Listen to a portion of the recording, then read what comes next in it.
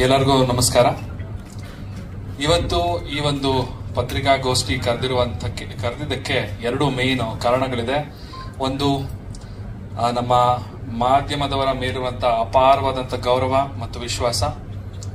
ಎರಡನೆಯದು, ಸರಿಯಾದ ವಿಷಯನ ಸರಿಯಾದ ಮಾಧ್ಯಮದ ಮುಖಾಂತರ ನಮ್ಮ ಕರ್ನಾಟಕದ ಜನತೆಗೆ ತಲುಪಿಸುವಂತ ಒಂದು ಪ್ರಯತ್ನನ ಮಾಡೋಣ ಅಂತ ಇವತ್ತು ನಾನು ಮತ್ತು ನಿವೇದಿತ ಇಬ್ರು ಕೂಡ ಇಲ್ಲಿ ಬಂದಿದ್ದೀವಿ. ಇದಕ್ಕೆ ನಮ್ಮ ಮಾಧ್ಯಮದವರ ಸಂಪೂರ್ಣ ಸಪೋರ್ಟ್ ನಮ್ಮ ಮೇಲೆ ಇರುತ್ತೆ ಅಂತ ಭಾವಿಸಿದ್ದೀನಿ. ಇದೇ ತಿಂಗಳು 6ನೇ ತಾರೀಕು ನಾನು ಮತ್ತೆ ನಿವೇದಿತ ಅರ್ಜಿನ ಸಲ್ಲಿಸಿದ್ವಿ. 7ನೇ ತಾರೀಕು ನಮ್ಮ ಫ್ಯಾಮಿಲಿ ಕೋರ್ಟ್ ನಮಗೆ ಏನು ಕಾನೂನಾತ್ಮಕವಾಗಿ ಏನು ಪ್ರೊಸೀಜರ್ಸ್ನ ಫಾಲೋ ಮಾಡಬೇಕಾಗಿತ್ತು ಆ ಪ್ರೊಸೀಜರ್ಸ್ನೆಲ್ಲ ಫಾಲೋ ಮಾಡಿದ್ವಿ. ಅದಾದ ನಂತರ ನಮ್ಮಿಬ್ರಿಗೂ ವಿಚ್ಛೇದನವನ್ನ ನ್ಯಾಯಾಲಯ ಕೊಟ್ಟಿದೆ. ಸೊ ಅದನ್ನ ಮೊದಲಿಗೆ ಸ್ಪಷ್ಟನೆ ಕೊಡ್ತಾ ಇದ್ದೀನಿ. ನಮ್ಮಿಬ್ರಿಗೂ ನ್ಯಾಯಾಲಯ ವಿಚ್ಛೇದನವನ್ನ ಕೊಟ್ಟಿದೆ. ನಾವು ಕಾನೂನಿನ ಪ್ರಕಾರವಾಗಿ ಈ ಒಂದು ವಿಚ್ಛೇದನವನ್ನ ಪಡ್ಕೊಂಡಿದ್ದೀವಿ. ಎಲ್ಲರಿಗೂ ಈ ಒಂದು ಪ್ರಶ್ನೆ ತುಂಬಾ ಕಾಡ್ತಾ ಇದೆ. ಯಾಕೆ ತುಂಬಾ ಚೆನ್ನಾಗಿದ್ರಲ್ಲ, ಯಾಕೆ ದೂರ ಆದ್ರಿ ಅನ್ನೋ ಒಂದು ಪ್ರಶ್ನೆ ಎಲ್ಲರೂ ಕೇಳ್ತಾ ಇದ್ದಾರೆ. ಆ ಒಂದು ಕ್ವಶನ್ಗೂ ಕೂಡ ಆನ್ಸರ್ ಮಾಡುವಂತಹ ಸಮಯ ಇಲ್ಲಿ ಬಂದಿದೆ. ಆಲ್ರೆಡಿ ನಾವು ನಮ್ಮ ಸೋಷಿಯಲ್ ಮೀಡಿಯಾ ಇನ್ಸ್ಟಾಗ್ರಾಮ್ ನಲ್ಲಿ ಒಂದು ಟೈಪ್ ಮಾಡಿ ಇಬ್ರು ಪೋಸ್ಟ್ಗಳನ್ನ ಹಾಕಿದ್ವಿ. ಅಲ್ಲೇ ನಾವು ಕ್ಲಾರಿಫಿಕೇಶನ್ ಕೊಟ್ಟಿದೀವಿ ಯಾಕೆ ನಾವು ವಿಚ್ಛೇದನ ಪಡೆದ್ವಿ ಅಂತ. ಸೊ ಇವಾಗ ಬಹಿರಂಗವಾಗಿ ನಾವಿಬ್ರು ಖುದ್ದಾಗಿ ಬಂದಿದೀವಿ. ಯಾಕಂತ ಹೇಳಿದ್ರೆ ಸಾಕಷ್ಟು ವದಂತಿಗಳು, ಬೇಡದೇ ಇರುವಂತ ಸುದ್ದಿಗಳು ಎಲ್ಲರೂ ಸೃಷ್ಟಿ ಮಾಡಿ ಕೆಲವರು ಸೃಷ್ಟಿ ಮಾಡಿ ಅದನ್ನ ಹರಿಬಿಡ್ತಾ ಇದ್ದಾರೆ. ಅದು ಜನಗಳಿಗೆ ನಿಜ ಏನೋ ಅನ್ಸೋ ಒಂದು ಮುನ್ನ ಅದಕ್ಕೆ ನಾವು ಒಂದು ಕ್ಲಾರಿಟಿ ಕೊಟ್ಬಿಡೋಣ ಅಂತ ಇವತ್ತು ಈ ಒಂದು ಪತ್ರಿಕಾಗೋಷ್ಠಿಯನ್ನ ಕರೀಲಿಕ್ಕೆ ಒಂದು ಮುಖ್ಯ ಕಾರಣ ಕೂಡ.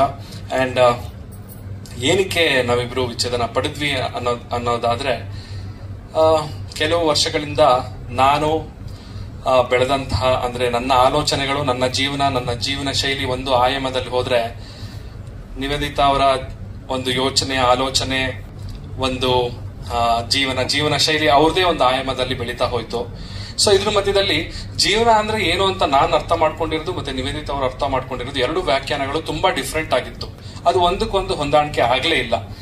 ತುಂಬಾ ಪ್ರಯತ್ನ ಪಟ್ವಿ ಕೆಲವು ವರ್ಷಗಳಿಂದ ಎಲ್ಲ ಸರಿ ಹೊಂದ್ಕೊಂಡು ಹೋಗ್ಬೇಕು ಅಂತ. ಸೊ ಪ್ರತಿದಿನನೂ ಈ ರೀತಿಯಾದಂತ ಒಂದು ಮನಸ್ತಾಪಗಳು ಬಂತಿದ್ದಾಗ ಎಲ್ಲೋ ಒಂದ್ ಕಡೆ ಅನ್ಸ್ತು, ನನ್ನ ಜೀವನ ಶೈಲಿ ಬೇರೆ ಇದೆ, ಇವರ ಜೀವನ ಶೈಲಿ ಬೇರೆ ಇದೆ. ಒಬ್ರಿಗೊಬ್ರು ನಾವು ರೆಸ್ಪೆಕ್ಟ್ ಮಾಡ್ಲೇಬೇಕು. ಬಿಕಾಸ್ ನಾವೆಲ್ಲ ಇಂಡಿವಿಜುವಲ್ಸ್.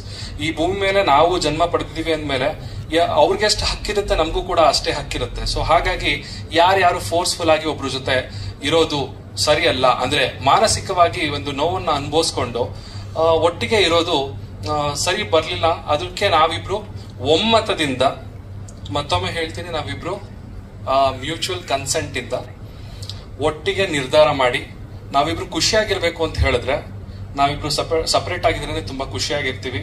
ಸೊ ಹಾಗಾಗಿ ನಮ್ಮಿಬ್ರು ಮಧ್ಯದಲ್ಲಿ ಯಾವುದೇ ರೀತಿಯ ದ್ವೇಷ, ವೈಮನಸ್ಸು ಯಾವುದೂ ಇಲ್ಲ.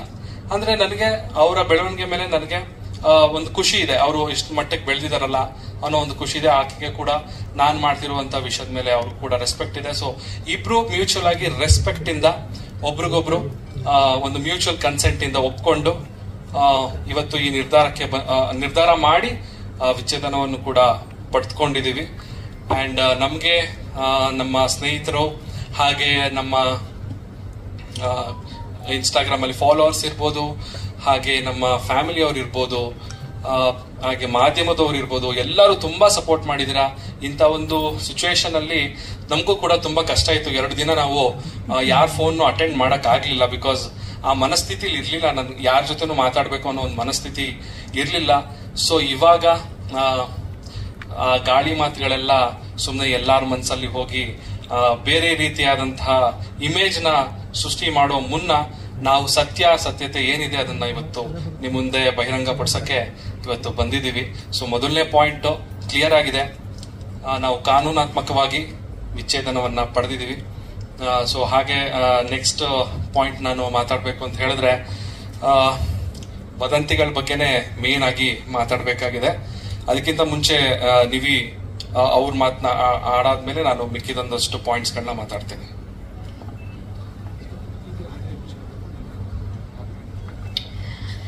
Thank you so much. ಎಲ್ಲ ಮೀಡಿಯಾ ಪೀಪಲ್ ಎಲ್ಲ ತುಂಬಾನೇ ಎಷ್ಟೊಂದು ಜನ ಸಪೋರ್ಟ್ ಮಾಡಿದ್ದೀರಾ. ಆಲ್ಮೋಸ್ಟ್ ನನಗೊಂದು ಕೆಲವೊಬ್ರು ಮಾತಾಡಿರೋದಾಗ್ಲಿ ಸಪೋರ್ಟ್ ಮಾಡಿರೋ ರೀತಿ ಪರ್ಸನಲಿ ಇಷ್ಟ ಆಗಿ ಅವ್ರ ಮೆಸೇಜ್ ಕೂಡ ಮಾಡಿದ್ದೀನಿ. ನಿಮ್ಮ ಒಂದು ಥಿಂಕಿಂಗ್ ನಮಗೆ ಆ ಮೊಮೆಂಟ್ ಅಲ್ಲಿ ತುಂಬಾ ಸಪೋರ್ಟಿವ್ ಆಗಿತ್ತು. ಅಂಡ್ ಸೆಕೆಂಡ್ ಥಿಂಗ್ ಬಂದು ಚಂದನ್ ಆಲ್ರೆಡಿ ಮೆನ್ಷನ್ ಮಾಡಿರೋ ಹಾಗೆ ನಮ್ಮಿಬ್ರ ಮಧ್ಯೆ ಜಸ್ಟ್ ನಾವು ಕಂಪ್ಯಾಟಬಲ್ ಆಗಿರಲಿಲ್ಲ ಅನ್ನೋ ಒಂದೇ ಕಾರಣಕ್ಕೆ ಅದು ಡೈಲಿ ಅಲ್ಲ, ಒಂದು ಯಾವಾಗ ತುಂಬಾ ಕಾನ್ಫ್ಲಿಕ್ಟ್ಸ್ ನ ರೇಸ್ ಬರ್ತಿದ್ರಿಂದ ನಾವು ಈ ಒಂದು ಡಿಸಿಷನ್ ಬಂದಿದ್ದೀವಿ. ಅದ್ರ ಬಿಟ್ಟು ಬೇರೆ ಯಾವುದೇ ತರ ಇವಾಗ ಸ್ಪೆಕ್ಯುಲೇಟ್ ಮಾಡ್ತಿದ್ದಾರೆ, ಒಂದಷ್ಟು ಹರ್ಟ್ ಆಗೋ ತರ ಫಾಲ್ಸ್ ರೂಮರ್ಸ್ ಎಲ್ಲ ಸ್ಪ್ರೆಡ್ ಆಗ್ತಿರೋ ತರ ಯಾವುದೂ ಇಲ್ಲ.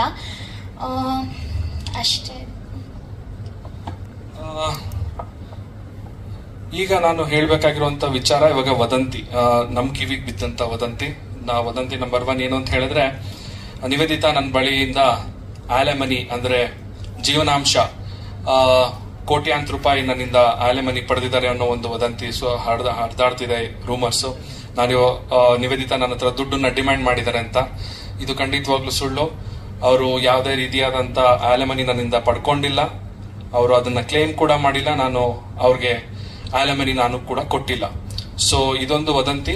ಇವಾಗಲೇ ಮತ್ತೊಮ್ಮೆ ಕ್ಲಿಯರ್ ಮಾಡ್ತಾ ಇದ್ದೀನಿ, ಜೀವನಾಂಶ ಆಲೆಮನಿ ಅದನ್ನ ನಿವೇದಿತ ಅವರು ಕ್ಲೇಮ್ ಮಾಡಿಲ್ಲ. ನಾನು ಕೂಡ ಯಾವುದೇ ರೀತಿಯಾದಂತ ಆಲೆಮನಿ ನಿವೇದಿತ ಅವರಿಗೆ ಕೊಟ್ಟಿಲ್ಲ. ಹಾಗೆ ಎರಡನೇ ವದಂತಿ, ಒಂದು ಮಕ್ಕಳು ಮಾಡ್ಕೊಳ್ಬೇಕು ಅನ್ನೋ ಒಂದು ಕಾರಣ. ಅಂದ್ರೆ ನಿವೇದಿತಾಗೆ ನಾನು ತುಂಬಾ ಫೋರ್ಸ್ ಮಾಡ್ತಿದ್ದೆ ಮಕ್ಕಳು ಮಾಡ್ಕೊಳ್ಳೋಣ ಅಂತ.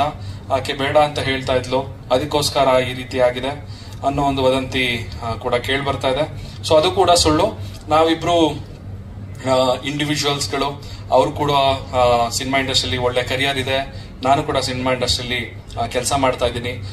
ಸೊ ಹಾಗಾಗಿ ಸೊ ಈ ಒಂದು ಏನಿದೆ ಈ ಮಕ್ಕಳು ಮಾಡ್ಕೋಬೇಕು ಅನ್ನೋದು, ಸೊ ನನಗೂ ಆದಂತ ಇನ್ನೂ ಒಂದಷ್ಟು ಪ್ಲಾನ್ಗಳಿದೆ ಏನೇನೋ ಮಾಡ್ಬೇಕು ಅಂತ. ಇದು ಕೂಡ ಸುಳ್ಳು. ಇದು ಏನ್ ವದಂತಿ ನೀವು ಎಲ್ಲರೂ ಕೇಳ್ತಾ ಇದ್ದೀರಾ, ಇದು ನಮ್ಮ ಒಂದು ವಿಚ್ಛೇದನಕ್ಕೆ ಕಾರಣ ಅಲ್ಲ. ಸೊ ಹಾಗೆ ನಿವೇದಿತಾ ಅವರು ಕೂಡ ಚೆನ್ನಾಗಿ ದುಡಿತಾ ಇದ್ದಾರೆ, ಸಿನಿಮಾ ಇಂಡಸ್ಟ್ರಿ ಚೆನ್ನಾಗಿ ಅರ್ನ್ ಮಾಡ್ತಾ ಇದ್ದಾರೆ. ಅವರು ಕೂಡ ಇಂಡಿಪೆಂಡೆಂಟ್ ವುಮೆನ್. ಅವರು ಯಾರ ಮೇಲೂ ಡಿಪೆಂಡೆಂಟ್ ಆಗಿಲ್ಲ. ಹಾಗೆ ನಾವು ಜೊತೆಲಿದ್ದಾಗ್ಲೂ ಅಷ್ಟೇ ಅವರ ಕೆಲಸನ ಅವ್ರು ನೋಡ್ಕೊಳ್ತಾ ಇದ್ರು, ಅವ್ರ ಖರ್ಚುಗಳನ್ನ ಅವ್ರು ನೋಡ್ಕೊಳ್ತಾ ಇದ್ರು. ಸೊ ಹಾಗಾಗಿ ಮತ್ತೊಮ್ಮೆ 2 ಪಾಯಿಂಟ್ ಮತ್ತೆ ಕ್ಲಿಯರ್ ಮಾಡ್ತೀನಿ. ಒಂದು, ಅವ್ರು ಯಾವುದೇ ರೀತಿಯಾದಂತ ಆಲೆಮನಿ ಕೂಡ ತಗೊಂಡಿಲ್ಲ, ಅಂದ್ರೆ ಜೀವನಾಂಶ ಪಡ್ಕೊಂಡಿಲ್ಲ ನನ್ನ ಕಡೆಯಿಂದ. ಹಾಗೆ ಇನ್ನೊಂದು, ಮಗು ಮಾಡ್ಕೊಳ್ಳುವಂತ ಒಂದು ಕಾರಣ ಏನಿದೆ ಅದು ಕೂಡ ಸುಳ್ಳು. ಹಾಗೆ ಇನ್ನ ಈ ಒಂದು ಮೇನ್ ವಿಚಾರ ನಾನು ಹೇಳ್ಬೇಕಂತ ಹೇಳಿದ್ರೆ, ಒಬ್ಬ 3ನೇ ವ್ಯಕ್ತಿಯನ್ನ ನಿವೇದಿತಾ ಅವ್ರ ಜೊತೆ ಹೆಸರಿಗೆ ಸೇರಿಸಿ ಅವ್ರಿಗೆ ಸಂಬಂಧ ಕಲ್ಪಿಸ್ತಾ ಇರೋದು ಎಲ್ಲೋ ಒಂದ್ ಕಡೆ ನನಗೂ ಕೂಡ ಮನಸ್ಸಿಗೆ ತುಂಬಾನೇ ಬೇಜಾರಾಗ್ತದೆ. ಯಾಕಂತ ಹೇಳಿದ್ರೆ ಆ ವ್ಯಕ್ತಿ ಮನೆಗೆ ನಾನು ಕೂಡ ಸಾಕಷ್ಟು ಬಾರಿ ಹೋಗಿದ್ದೀನಿ. ಅವರ ಮನೆಯಲ್ಲಿ ನಡೀತಿದ್ದಂತಹ ಫ್ಯಾಮಿಲಿ ಫಂಕ್ಷನ್ ಗಳಿಗೆ ನಾನು ಕೂಡ ತುಂಬಾ ಅಟೆಂಡ್ ಆಗಿದ್ದೀನಿ. ಅವರು ತುಂಬಾ ಒಳ್ಳೆ ಫ್ಯಾಮಿಲಿ ಅವರು.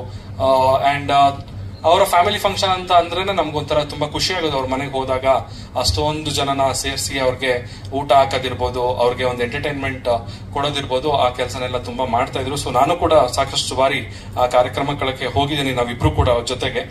ಸೊ ಆ ವ್ಯಕ್ತಿ ಜೊತೆ ನಿವೇದಿತಾ ಅವ್ರನ್ನ ಹೆಸರನ್ನ ಸೇರಿಸಿ ಇವ್ರಿಗೆ ಏನೋ ಒಂದು ಸಂಬಂಧ ಇದೆ ಅಂತ ಹೇಳ್ತಾ ಇರುವಂತ ಒಂದು ವಿಕೃತ ಮನಸ್ಥಿತಿ ಎಲ್ಲೋ ಒಂದ್ ಕಡೆ ನಾವು ಕನ್ನಡಿಗರಾಗಿ ನಾವು ಅದನ್ನ ಮಾಡಬಾರ್ದು, ನಮ್ಮ ಶೋಭೆಗೆ ಅಲ್ಲ ಅದು ಅಂತ ಹೇಳಕ್ ಇಷ್ಟಪಡ್ತೀನಿ. ಇದನ್ನ ನಾನು ಹೇಳೋದಕ್ಕಿಂತ ನಿವೇದಿತಾ ಅವರು ಅದ್ರ ಬಗ್ಗೆ ಮಾತಾಡಿದ್ರೆ ಚೆನ್ನಾಗಿರುತ್ತೆ ಅನ್ಸುತ್ತೆ.